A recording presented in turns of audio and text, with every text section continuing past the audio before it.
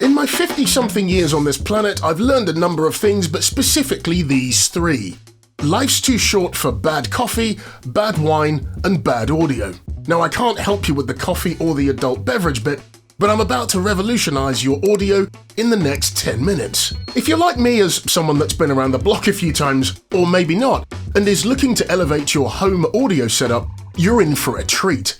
Two fantastic microphones, one interface, a super combo in my view, as I've been using them for about a year now. Now, I don't have a degree in sound engineering, which means you don't have to either. They also won't break the bank, and your audio recordings will be super clean. So, as is customary on the channel, grab a cup of goodness and let's get into it.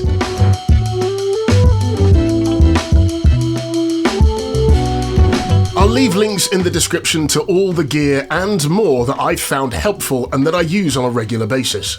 In any video, audio is the most important component in my humble opinion.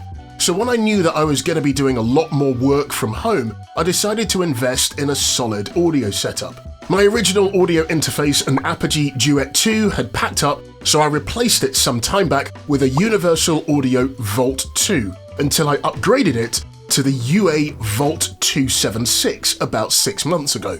I upgraded my interface because I wanted access to a couple of features that the Volt 2 didn't have. This interface paired with a Shure SM7DB has been a superb combination. If you know a little about audio history, you may recall the original Shure SM7.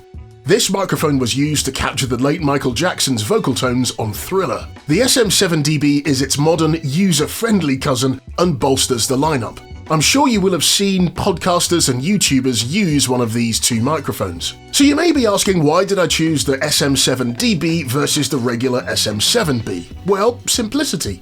The DB in SM7DB denotes its built-in preamp. This means that you can plug it directly into the Volt 276 without having to worry about insufficient gain or needing an external booster or anything like that. It's a straightforward setup that'll have you recording in next to no time. We'll come back to the SM7DB in just a bit. Now, the Universal Audio Volt 276 interface is a gem too. It has a vintage mode that adds warmth to your voice, reminiscent of the old tube preamps some of us used to love back in the day. With just the touch of a button, you can add that rich, classic tone to your recordings, and it's like having a time machine for your voice. The Volt 276 also comes with a built-in compressor based on the legendary 1176. For those of us who remember fiddling with outboard gear, this is a real game changer. It smooths out your audio, taming those peaks and adding sustain, all without any extra equipment cluttering up your desk. This, of course, is not a replacement for working vintage gear or higher-end technology. The Volt 276 is also bus-powered, which means it runs off a USB output from a computer, be it a PC, a Mac, or even an iPad. Now, I don't have an Android tablet, so I couldn't test this out, but I imagine that will work as well. If you're in need of an audio interface that has a small footprint, the Universal Audio Volt 276 is certainly worth a look. It's one of the most straightforward and stress-free pieces of tech that I own. There is one thing that I particularly appreciate about the SM7DB, and it's the ability to reject background noise. That's partly because this is a dynamic microphone, which means you do have to get up close and personal with it to get the best results out broadly. Not all of us have a professionally treated recording space in our home. However, the Shure SM7DB does a fantastic job at focusing on capturing your voice or the audio that's right in front of it. It, of course, minimizes unwanted sounds, be that the neighbor's lawnmower or the kids playing in the next room. On the other side of my desk in Tight Spot Studios, I have a Rode NT1 5th generation, which is also paired with the Volt 276. The NT1 5th generation is a bit of a chameleon of microphones in that it has both XLR and USB-C outputs, meaning that you can use it with the Volt 276 or plug it directly into a computer or a tablet, meaning that you've got huge flexibility when it comes to those connectivity options, akin to getting two microphones for the price of one. One of the NT1's 5th generation standout features is, of course, the ability to record in 32-bit float, though this feature is only available if you're using the USB-C output. Now, don't worry if that sounds too technical. The bottom line is, it's virtually impossible to clip or distort your audio using the USB-C output. You can then focus on capturing audio without stressing about the right input levels, though it is good practice not to clip your audio in the first place. We'll come to that in another video. Now, if you're particular about external noise, and I mean really particular, the NT1 5th generation shines here too. It's incredibly quiet in that its self-noise is extremely low, which means that your recordings will be crystal clear, free from any unwanted hiss or hum. That said, if your recording environment is a touch noisy, you may choose a different microphone altogether.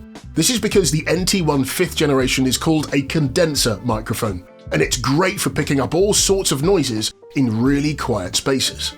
Both of these microphones offer excellent quality, but they do have their own strengths. For example, the SM7DB paired with the Volt 276 combo is fantastic, and it's really simple if you're looking for that classic broadcast sound. On the other hand, the NT1 paired with the Volt 276 offers versatility and some cutting-edge digital features. There are a pile of free software tools that you can use once you've captured your audio through either a Shure SM7DB or through a Rode NT1 5th generation or whatever microphone you choose to use. Capturing your audio on your computer or tablet is super simple. As I say, there's a pile of free tools out there that you could use. Personally, I cut my teeth on Audacity, which is free. It's multi-platform as well.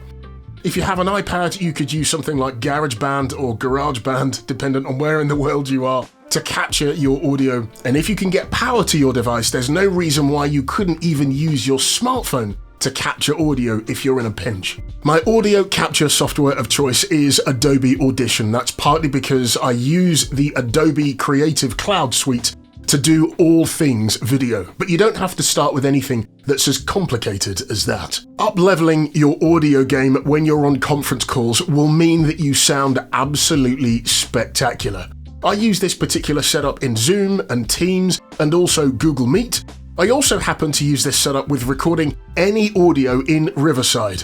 This audio setup really is super flexible if you're in a tight spot, a little bit like I am, or potentially in a much larger space dependent on where you've set up your office. So, you've now decided, okay Norf, I'm going to upgrade my setup. Now, few people talk about this, and it's about cables. Now, I've invested in some decent cables to connect these great elements together, as there's no point getting awesome audio gear and then scrimping on the interconnectivity. I specifically have this set up because it allows me to quickly switch between these two modes when using these microphones in Tight Spot Studios, my 6x6 box I call a workspace.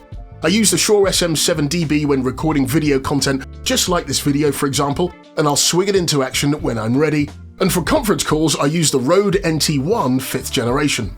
Both are semi-permanently connected to the Universal Audio Volt 276, so they're ready to go in a pinch.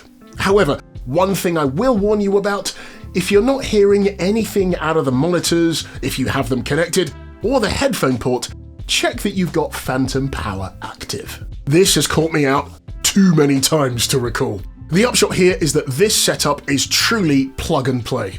You know that you're going to get super clear audio regardless of where you're recording. Whichever microphone you choose and the Volt 276, you'll be taking a significant step up in your audio quality. And the best part? These setups are intuitive enough so that you won't need to spend hours poring over manuals or watching endless tutorials. Sometimes a kiss is better than a kick.